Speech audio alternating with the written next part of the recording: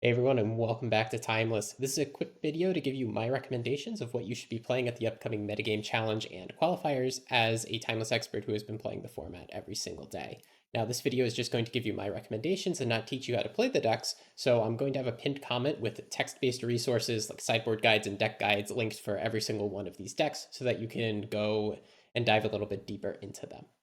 So tied for first place, no surprise, is going to be Mardu Energy and Show and Tell. We're going to talk about Mardu first because that is my favorite deck. There are a lot of reasons to play Mardu right now. It is the best positioned fair deck in the format by a mile and offers some insanely fast kills. This gets fair kills on turn 4 and turn 5 incredibly consistently.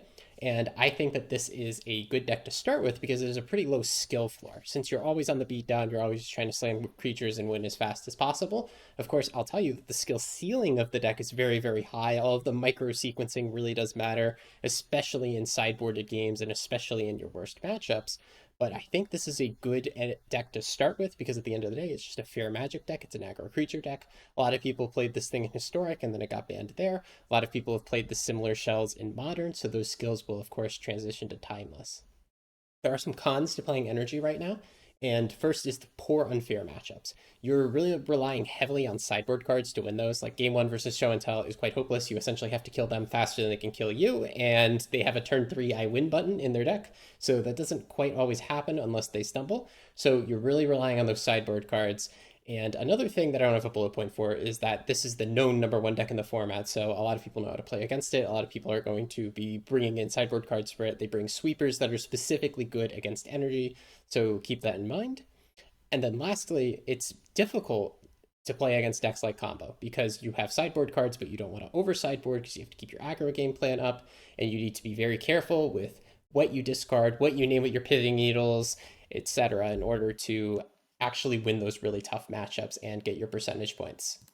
Up next is going to be Show and Tell, which is tied for the number 1 deck that I would recommend. It's really up to you. Are you an aggro gamer or a combo gamer? So pros of this is the most consistent combo deck in the format. Oops, I win on turn 3. Some decks are even built to do it on turn 2 with the Dark Ritual or Enugan's Labyrinth. The deck lists for Show and Tell are really well refined at this point. The community has come to agree on it. There's a lot of community knowledge. There's a good sideboard guide by Novos that I'm going to go ahead and link for this. But it does have the cons of being the number 1 bad guy in the format right now. So literally everybody's going to have sideboard cards for it. Literally everybody knows how the deck works. And lastly, the mirrors of Show and Tell can be really skill testing, and especially if you're playing untraditional Show and Tell mirrors, like Shift and Tell versus Show and Tell. I have a separate slide on Shift, by the way. Then it is not always intuitive, very skill testing, and it might be tough for somebody who's new to picking up this deck. The number 3 deck that I would recommend is Dimir Tempo, which is one that I played a little bit on the channel lately. This is the number 1 tempo deck in the format. You play a lot of efficient threats. Unfortunately, you don't get to play crazy efficient threats like a Johnny, but you get to play Psychic Frog, Nethergoyf, Tamiyo, all that good stuff, as well as Orcish Bowmasters. You get to play all sorts of interaction. You get the creature interaction, you get the counter spells. So this is the kind of deck that it's like 55% against the format, just like the classic Gen deck, where you're playing your aggressive threats, you're playing your disruption, and you're hoping to be able to disrupt everybody's deck just a little bit. And if you're a good pilot and you tune your deck for the meta, you can get that 55% win rate against every single deck. And what's awesome about this deck is there's a lot of resources online. The players who play this are really passionate about it. Chest Hair specifically has a whole YouTube channel about this deck. He's done a lot of sideboard guides and written guides for this deck as well, so I'm definitely going to include those in the pinned comment for you to read if you're interested in playing this deck. Now, there's cons of this deck is that it has a very high skill floor. So unlike Energy, which just requires you to turn creatures sideways at minimum, but has a really high skill ceiling, this has both the high skill ceiling and the high skill floor. The minimum skill required to play this deck is very high just because the deck is very non-linear. There's lots of branching decision paths, lots of, oh, should I counter this? Should I slam a creature? What do I do? And it might be very, very difficult to pick up for somebody who is not a very experienced Magic player playing with a lot of counter spells or playing a lot of Timeless. What happens very frequently is that this deck will pivot between being control and aggro based on whether or not it's on the player on the draw. Things like sideboarding out and in Demonic Tutor into your deck, even depending on whether or not you're on the play and draw in certain matchups. It's really interesting and it's really tough to wrap your head around it first. So note that this is not going to be an easy deck for a timeless newbie, but it's incredibly fun and incredibly rewarding. The last bullet point there is that energy can get under this deck really easily. For a really good pilot, I think that the energy versus Tempo matchup is not that bad. It's probably 45% chance for Tempo to win, which, again, not bad at all for when you're playing against number one deck. But for an inexperienced Tempo pilot who doesn't necessarily have the best threat prioritization, doesn't exactly know how to navigate the matchup, they're probably going to get run over. And if your energy opponent has a triple one drop hand and you're new to this deck, you're just going to get steamrolled. So I'll warn you about that. All right, the number 4 deck that I'm going to recommend is Jeskai Control. Jeskai Control lately has been teched to essentially beat the meta. They've been built to beat the top 2 decks, which is Energy and Show and Tell, and they're able to do that really, really well by leveraging the super efficient counter spells in the format, like Mana Drain, and also playing Flage. You have generally good matchups against combo decks because you get to play all of the counter spells, and you get the really powerful top end, so you don't have the problem that a lot of control decks have, where they're too slow, they just spin their wheels, they give other decks turns to come back. Not really. This deck goes Mana Drain into the One Ring and then draws a gazillion cards and slams a Flage to end the game pretty quickly. However, there's a lot of cons to Jeskai Control, so I only recommend this if you're a really dedicated control gamer who loves control and you're comfortable building your own sideboards and learning the deck the hard way. First con is that there's really a lack of resources for this deck. Like the first 3, I know that I can link you a really good sideboard guide on it, and there's YouTube videos on it. And this one, there's a bit less, at least I'm not aware of them. If somebody knows someone who's written good content on this, please put it in the comments and I'll pin your comment. Like, I want to see content for this deck, and I want to see sideboard guides, but I just don't know any. Next bullet point, it is quite difficult to pilot, especially the mirror matches. Mirror matches are so convoluted, they always go long. It's really skill testing. Like, if you're not a dedicated control gamer, you are not going to have a good time at all. And there are some combo decks that can get under this deck's skin, even though it is generally good against combo decks. Like, yeah, it's good against Show and Tell, because Show and Tell has to spend 3 mana on their combo, but there are decks that will go like Dark Ritual Sorin, Saint Elenda, turn 1 on the play, and the only thing that this deck can do to answer that is a well-timed Evoke Elemental, which is, card disadvantage and bad in your other matchups, so they don't play all 4 copies of that card. So it does have some bad matchups, but again, if you're a control gamer and you want to try to solve this problem, I absolutely welcome you. I think the Jeskai Control style is pretty good. All right, up next I have a couple decks that I consider viable. They're all roughly similar as like the next best thing after Esper Control.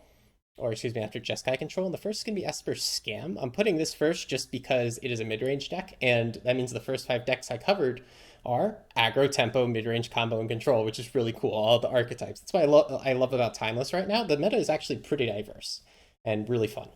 So the pros is that this is your best Scam Elementals deck. This is much better than Rakdos, Scam, Beans, and anything else that people have come up with. And you are a Grief Abuse deck, so you get to absolutely shred the hands of combo decks if you start with a Grief. So those are going to be great matchups. And it makes up for like the bad late game problem that Rakdos Scam has in the format by just playing all those really busted blue cards. You're a Brainstorm deck. You can reanimate Atraxis. You can jam Psychic Frog and Diviner of Fates as really good just 2 and 3 drops on curve. But it does have some problems. It can be slow at times. You do have to rely on your Scam Elementals. It has the wrong half of the deck problem, where sometimes you draw the Scam Elementals but no way to scam them. Sometimes you draw the wrong kind of Scam Elemental, like it's game 1 against combo and you kept a Solitude hand instead of a Grief hand, and then you're just kind of shit out of luck. And occasionally this deck can take a while to close out the game if you don't have like a really powerful reanimated Traxaline or a quick Psychic Frog. And that can give your opponents time to get back into the game. Like, energy decks are 100% capable of getting back in the game after you triple Solitude them, which is kind of crazy. All right, another really good combo deck that I do recommend is Jetstorm. So this is the best Necropotence deck in the format right now. It's remarkably consistent, even though it's technically a 5-card combo deck, and it is awesome because it has this fair beatdown backup plan. It's like as if KCI could also kill with creatures. It's a really awesome deck right now. And it has some really reliable wins, usually turn 3 or 4, 3 with a good hand, 4 with a mediocre hand. And in the hands of a good pilot, it performs very, very well. And there's lots of good resources. Greaseball, who's a great pilot, has written up a couple of resources and even made a video of himself playing this deck. So you can definitely learn the deck. The problem is that the deck is quite hard. There are a lot of sequencing decisions to learn, and you're going to need a dozen games against Sparky before you even try to play against a human. So definitely craft it, get practicing. It is a little cheap in terms of rares and mythics compared to other decks, which is actually quite nice. And a lot of the mythics that you need for this deck, like Necropotence, Dark Ritual, those are format staples. So it's not really that intense. If you take out the cards that are format staples, really the only card that's unique to this deck is Jet Medallion, unique to the deck and a rare, which is pretty cool. And yeah, another problem with this deck is that it needs to mulligan to Necropotence. You can keep non-Necropotence hand, like if you have the Mana Dork plus the DI, then yeah, you can keep that hand to get your Necropotence. But you do need to mulligan until you have somewhat of a serviceable hand, and you are reliant on that, and your deck value will vary consistently based on whether or not you can get the Necropotence down by turn 2 or turn 3. And if you get Thought Seized very early, then ooh, they might take your Necro, and you might not draw another Necro or another tutor for a while, which is unfortunate. But generally, the deck is so fast that you can win through those sorts of effects. All right, the last tech in viable tier is going to be Shift and Tell. This is a deck I used to be higher on, but I think it fell off a little bit recently. The reason to be high on this deck is that it's really resilient to discard compared to traditional Show and Tell. If Omniscience ends in your graveyard, you just copy it up. That's the point of this deck. And what I really love about this deck is it's really consistent because Malevolent Rumble is really the card that enabled this deck, but we got another copy of that card in Cash Grab in Bloom Barrel, and you can also play Founding a Third Path for up to 12 copies of that card. The deck doesn't play all 12, it plays like 9 or 10, but the deck is really consistent in what it does. It has a lot of cards with a lot of redundancy. It also gets to play really cool cards like Ugin's Binding to beat up on energy, and there's a lot of room for innovation within the shell. But there's a lot of cons right now. Unfortunately, it's like lost the rogue deck status that it used to have. Everybody knows this deck now. People know how to play against it. People know how to sideboard against it. It has this really unfortunate problem where it's kind of caught in the crossfires of every sideboard card in the format. It loses to the sideboard cards that Show and Tell loses to. It loses to Graveyard Hate. It loses to Pithing Needle effects. It loses to the Exile discard that Energy is running nowadays.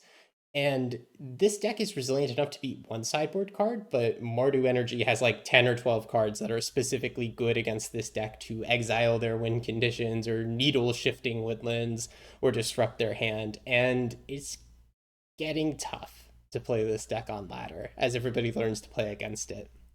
And lastly, this is generally going to lose against normal Show and Tell. If you have two good pilots, the Show and Tell player on the traditional Sultai Show and Tell build that's not built around the graveyard is going to end up winning the games more often than not.